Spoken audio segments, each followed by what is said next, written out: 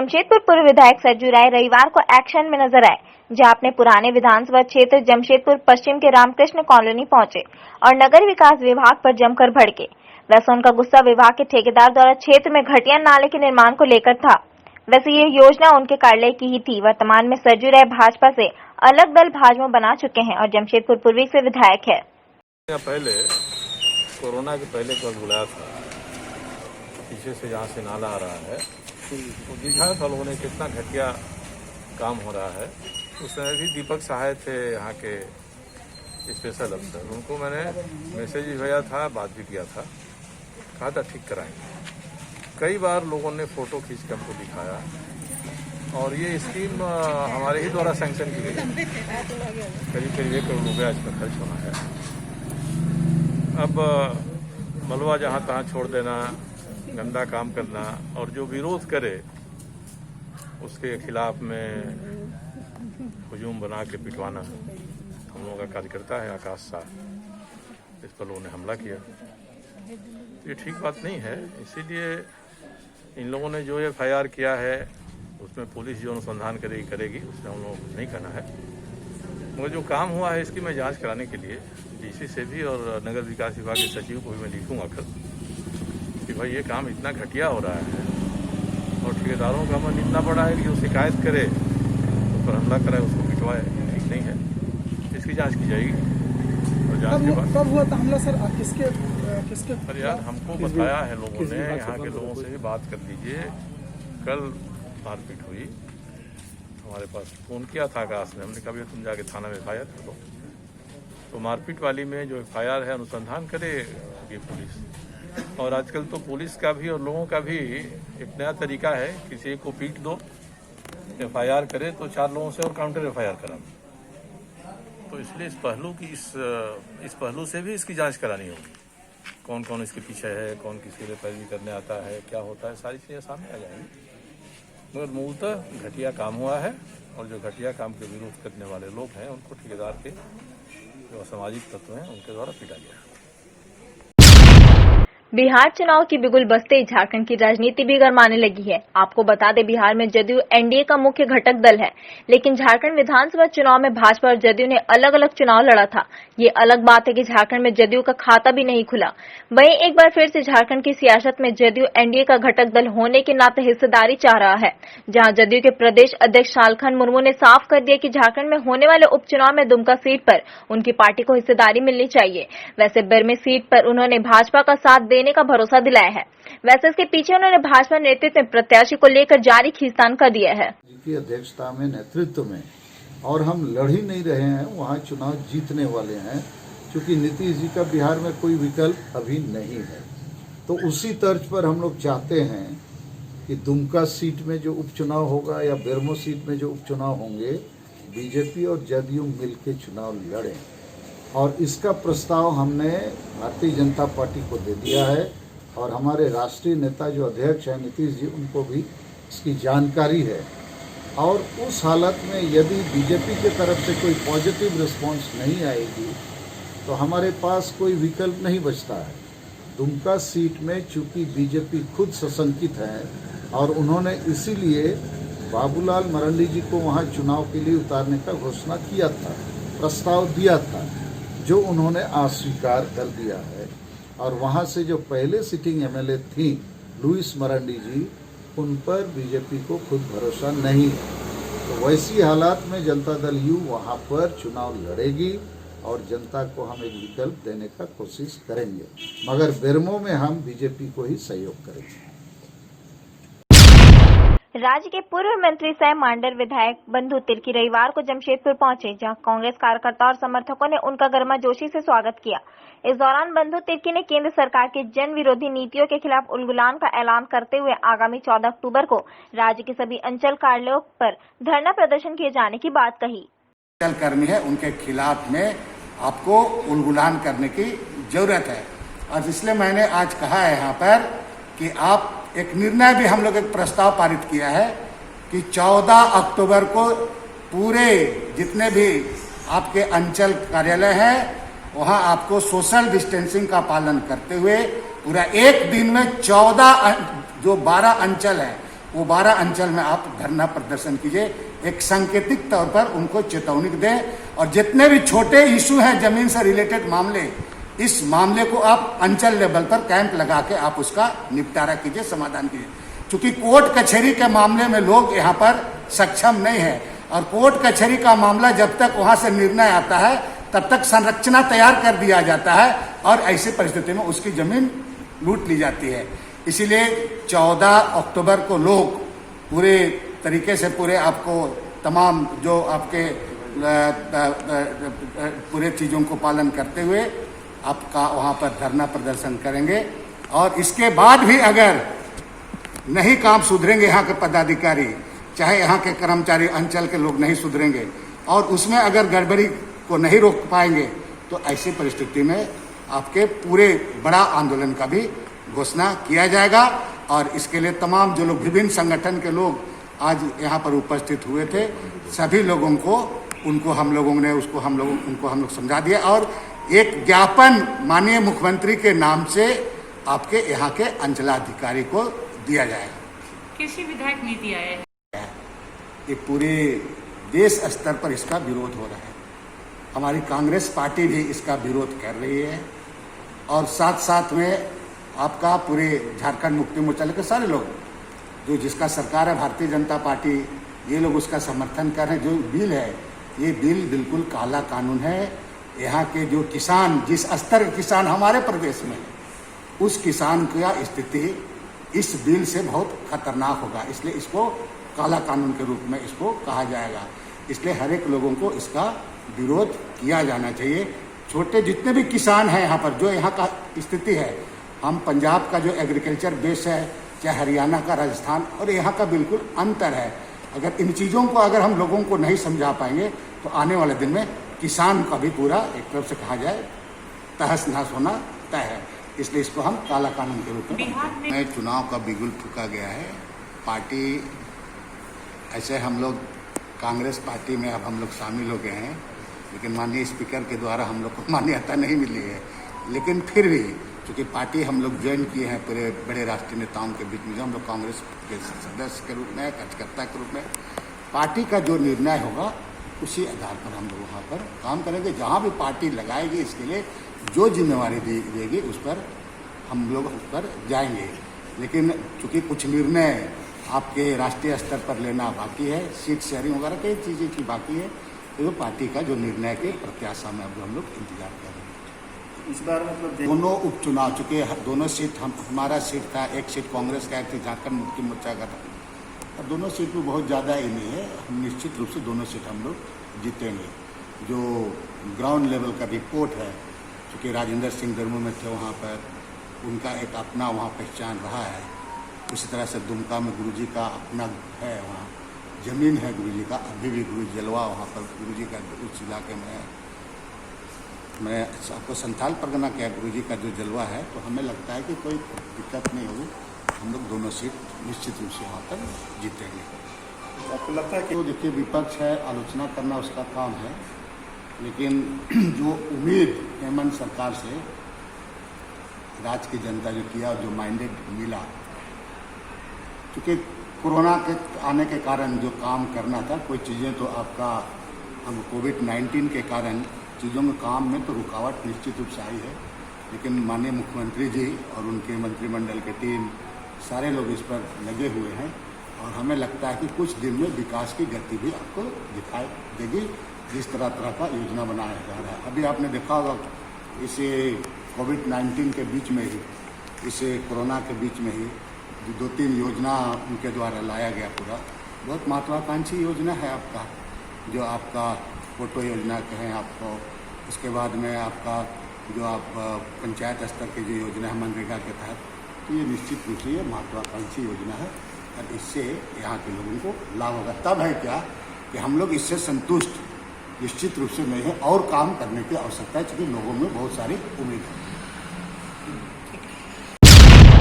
नाचोसाई में जनता कर्फ्यू का आज तीसरा दिन शांतिपूर्ण रहा, जिसको लेकर ग्रामीणों में खुशी है। ग्रामीणों का कहना है कि जब तक लीज रद्द नहीं किया जाता है, तब तक आंदोलन जारी रहेगा। बैठक में निर्णय लिया गया कि आगे पत्थर का खनन होने नहीं दिया जाएगा। साथ ही साथ पहाड़ का शुद्धिकरण किया जाएगा। वहीं उपस्थित लोगों को समाज सेवी निखिल मंडल द्वारा मास्क का वितरण किया गया और सोशल डिस्टेंसिंग को फॉलो करने का भी पाठ पढ़ाया गया। वहीं नाचो साई के कुछ लोगों द्वारा पुजारी रामकृष्ण सरदार के ऊपर फर्जी ग्राम प्रधान होने का एक लिखित शिकायत कोवाली थाना में दिया गया। आज जनता कर्फ्यू का तीसरा दिन है और आज बैठक में चर्चा भी हो रही है कि हम लोगों का जो डुंगरी तोड़ा गया है वो उसका शुद्धिकरण किस तरह से हो सके उसके लिए तैयारी कर रहे हैं। साथ ही साथ जो हम लोगों का यहाँ लीज जो लिया गया उस लीज को रद्द होना चाहिए, अन्यथा हम लोगों का एक ही आवाज है कि जनता कर्फ्यू इस तरह का जारी रहेगा। नाचो साई ग्रामीणों के द्वारा जनता कर्फ्यू का तीसरा दिन है, अंतिम दिन है और आज का बैठक शुरू होने के पहले हम लोगों ने कोरोना को दृष्टिकोण में जो सरकार का गाइडलाइन है उसको हम लोग पालन करते हुए मास्क का वितरण किया, सैनिटाइज किया। उसके बाद अपना बैठक हम लोग करेंगे। अब सरकार का ध्यान आकृष्ट करने के लिए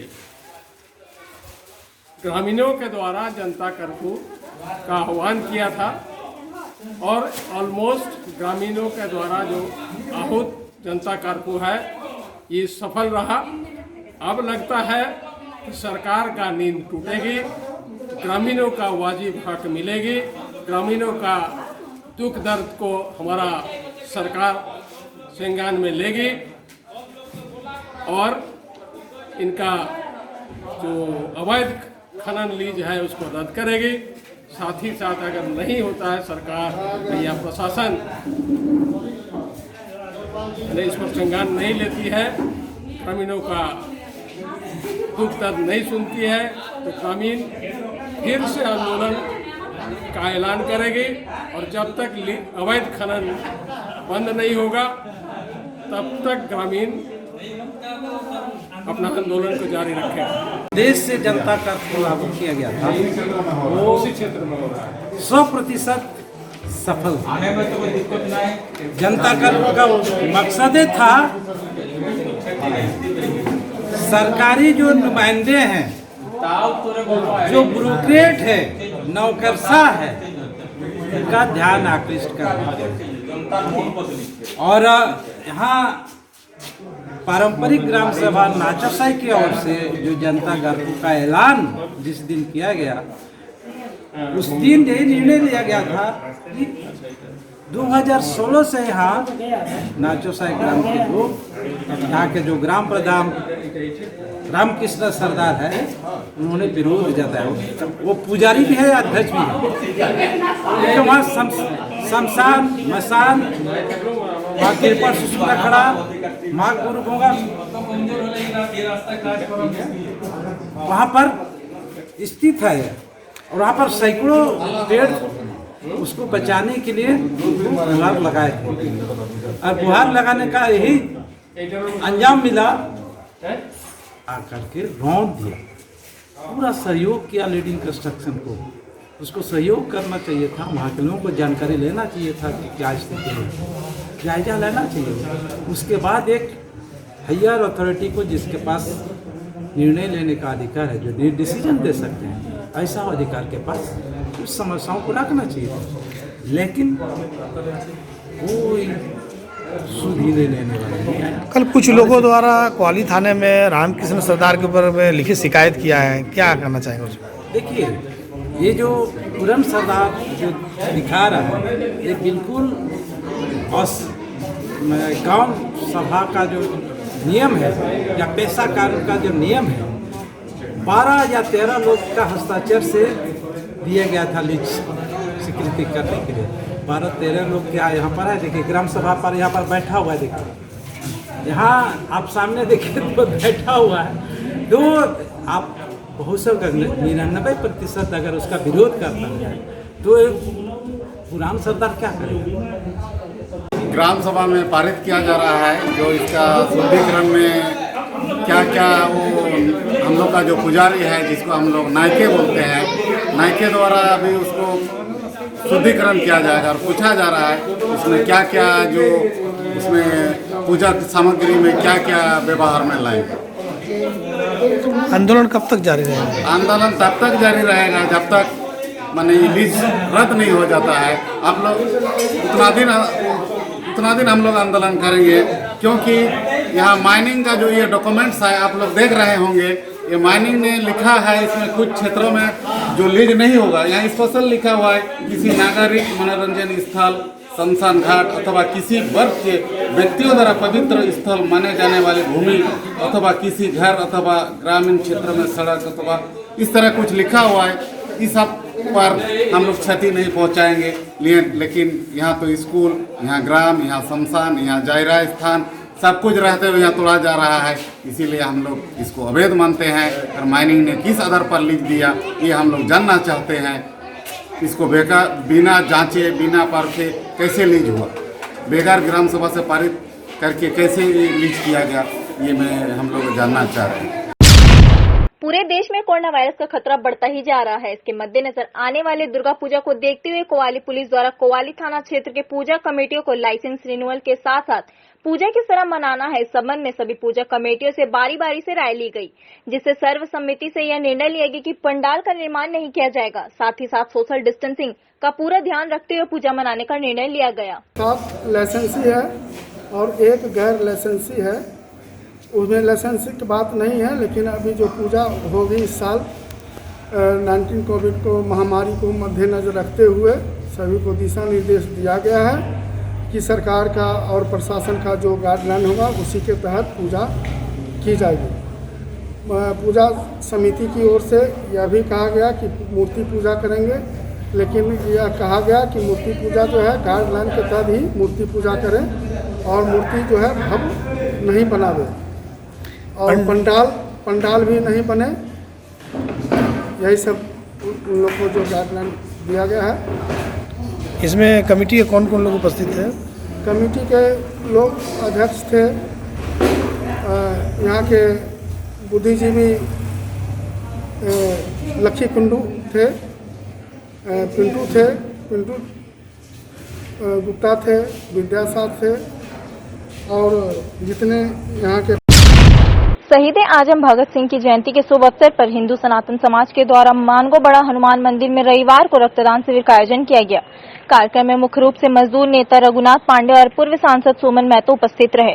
जन्मदिन भी है और उस उपलक्ष्य में यहाँ रक्तदान किया जा रहा है, तो रक्तदान महादान कहा गया है और मैं पूरे इनकी कमेटी जो है उनको मैं शुभकामना और दूंगा और बधाई दूंगा। एक अच्छा अभी के कोविड के समय में, कोरोना के समय में इस तरह का जो आयोजन इन्होंने किया है ये प्रशंसा जितनी की जाए उससे कम है। मैं तो एक बात अभी जस्ट मैं बात कर रहा था कि अभी जो स्थिति है बहुत सारे लोग पॉजिटिव निकले हैं और वो लोग अगर प्लाज्मा के लिए हम गए थे डीसी साहब से मिलने के लिए, तो डीसी साहब भी बोल रहे थे कि लोगों को प्रोत्साहन किया जाए कि वो प्लाज्मा जो है तो दे, जिससे कि लोगों की जान बच सके, क्योंकि ब्लड जाएगा नहीं। प्लाज्मा के लिए ही लोगों को उत्साहित करना है। तो मैं एक ही बात करूँ, एक आयोजन अच्छा किया इन्होंने और आयोजन करें कि प्लाज्मा जो अभी टाटा मैन हॉस्पिटल हो, गवर्नमेंट हॉस्पिटल है, जहाँ पर भी ज़रूरत है वहाँ प्लाज्मा के लिए लोगों को उत्साहित करें कि भाई इससे कोई बिगड़ने वाला कुछ नहीं है, लोगों की जान बचाए। अरे अपने लिए तो सब कोई जीता है, लेकिन जो लोग दूसरों के लिए जीते हैं वही जीना कहते हैं। तो मैं कल भगत सिंह जी की जन्मदिन है और अच्छा काम कर रहे हैं सुखदेव भगत जी, तो हम लोगों ने उनको श्रद्धाफुल दिया और मैं पूरे टीम को शुभकामना और बधाई दूंगा।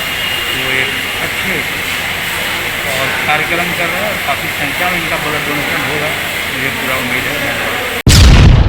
आनंद मार्ग यूनिवर्सल रिलीफ टीम ग्लोबल का 39वां रक्तदान शिविर जमशेदपुर ब्लड बैंक धतखिड़ी में रविवार को आयोजन किया गया। जमशेदपुर के ब्लड बैंक में आयोजित रक्तदान शिविर में सभी रक्तदाताओं को सर्टिफिकेट और एक पौधा देकर सम्मानित किया गया। इस दौरान कोरोना महामारी को देखते हुए मास्क लगाकर सोशल डिस्टेंसिंग का पालन किया गया। आनंद मार्ग यूनिवर्सल रिलीफ टीम ग्लोबल की ओर से रक्तदान शिविर का आयोजन यहाँ जमशेदपुर ब्लड बैंक में किया गया है। प्रत्येक महीने के अंतिम रविवार को हम लोग यहाँ करते हैं रक्तदान शिविर।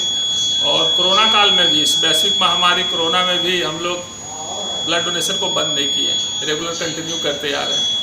और सबसे बड़ी बात है कि इस वैश्विक महामारी कोरोना में भी लोग बहुत बढ़ चढ़ करके रक्तदान में भाग ले रहे हैं, लोग हिस्सा यहाँ पर ब्लड डोनेशन कर रहे हैं। इस रक्तदान शिविर का विशेषता है कि जो भी रक्तदाता इस शिविर में रक्तदान करते हैं उसको, उन लोगों को हम लोग पौधा देकर सम्मानित करते हैं। और इसमें पर्यावरण के प्रति भी लोगों को जागरूक किया जाता है। इसका उद्देश्य है कि एक पौधा, एक घास का एक तिनका भी जो है वो पृथ्वी का गर्मी को कम करने में सहायक साबित हो सकता है। इसलिए छोटे पौधे से लेकर बड़ा पौधा भी हम लोग जो जैसा इच्छा जाहिर करता है उनको ऐसा पौधा दिया जाता है, उन लोगों को सम्मानित करते हैं हम लोग। क्या टारगेट है आज? 100 से ऊपर, चूँकि तो कोरोना का समय और प्रत्येक महीना में चूँकि हम लोग करते हैं, 100 से ऊपर टारगेट है। अभी काफ़ी लोग डोनेशन कर चुके हैं। सोनारी आशियाना गार्डन्स ऑनर्स एसोसिएशन के द्वारा कॉलोनी के प्रांगण में पालतू जानवरों के लिए रविवार को एक फ्री चेकअप कैंप का आयोजन किया गया। इस दौरान एसोसिएशन के अध्यक्ष पंकज झा मौजूद रहे। ज्ञातव्य हो कि पिछले कई महीनों से लॉकडाउन की वजह से कॉलोनी के ऐसे लोग जो अपने पालतू जानवरों की नियमित देखरेख, चिकित्सा सुविधा आदि नहीं कर पा रहे थे, उनकी जरूरतों को ध्यान में रखते हुए इस आयोजन को किया गया, जिसमें पेट्स की जांच एवं खाद्य सामग्री आदि का वितरण मुफ्त में किया गया। कॉलोनी के निवासियों ने इस आयोजन में बढ़ चढ़कर हिस्सा लिया। पिछले दिन बैंक मोड़ में हुई डकैती की घटना से पीड़ित परिवार से विधायक राज सिन्हा ने घर जाकर मुलाकात की। विधायक राज सिन्हा ने कहा कि बैंक मोड़ जैसे भीड़ भाड़ वाले इलाके में दिन दहाड़े डाके की घटना निंदनीय है। धनबाद जैसे क्षेत्र में दिन दहाड़े विकास नगर मटकुरिया में हुई हत्या, 3 दिनों में 2 बड़ी डकैती, सरायढेला और बैंक मोड़, जो सीधे तौर पर प्रशासन और राज्य सरकार पर बड़ा प्रश्न चिन्ह है। क्या कहेंगे कल की घटना पर? नहीं, बहुत दुर्भाग्यपूर्ण घटना है और अपराधियों का मनोबल लगातार बढ़ते जा रहा है। अब इससे बड़ा और ज़्यादा क्या होगा? दिन दहाड़े 11 बजे, 10, साढ़े 10, 11 बजे भरी बाजार में सारी दुकानें खुली हुई हैं और उसमें आके अपराधी इनको बंद करके और पूरा इनका दुकान लूट के ले जाते हैं। और जिस प्रकार से मैं अभी देख रहा हूँ फोटो उनका, जिस प्रकार से मोटरसाइकिल पर हाथ में रिवॉल्वर लेके बैठा हुआ है, वो चेहरे पे जरा भी खौफ नहीं है, जरा भी भय नहीं है, जरा भी पुलिस का भय नहीं है। वो जान रहा है कि हमको कुछ नहीं होने वाला है। इस पर अभी जैसे 1 महीना पहले जो दिन दहाड़े बैंक मोड़ में हत्या हुई, कागज पर तो पुलिस ने दिखा दिया कि उद्भेदन किए, लेकिन इस उन्नत तकनीक के ज़माने में भी अपराधी पकड़ से बाहर है। अभी परसों जगजीवन नगर में जहाँ पर कि थाना है, रूरल एसपी, सिटी एसपी सब लोग का आवास है, वहाँ रात भर आराम से पूरा घर लूट के ले गए। रोज कहीं ना कहीं छिनतई हो रही है। वो अभी मालूम हुआ कि डीजीपी साहब ने 24 घंटे का समय दिया है, तो 24 घंटे के बाद फिर देखते हैं वो क्या होता है। लेकिन पुलिस एकदम खत्म है, इनका कोई कम्युनिकेशन सिस्टम खत्म हो गया है, पब्लिक से कम्युनिकेशन इनको नहीं है। ये सिवा बैठ करके रोड पे खड़ा होकर के हेलमेट चेक करना और मास्क चेक करना और उसके एवज में कुछ मिल जाए, इसे यही काम रह गया है। इसके अलावा इनके पास कोई बहुत बड़ी जिम्मेदारी अब कोई है नहीं। रविवार को सरायढेला आयरन कॉम्प्लेक्स में Shri Gauri enterprises chemist and druggist का उद्घाटन गायनी के डॉक्टर एसके दास ने फीता काटकर किया। पॉलीक्लिनिक के हेड श्वेता झा ने बताया, यहाँ पैथोलॉजी, ओपीडी एवं केमिस्ट एंड ड्रगिस्ट की सुविधा दी जा रही है।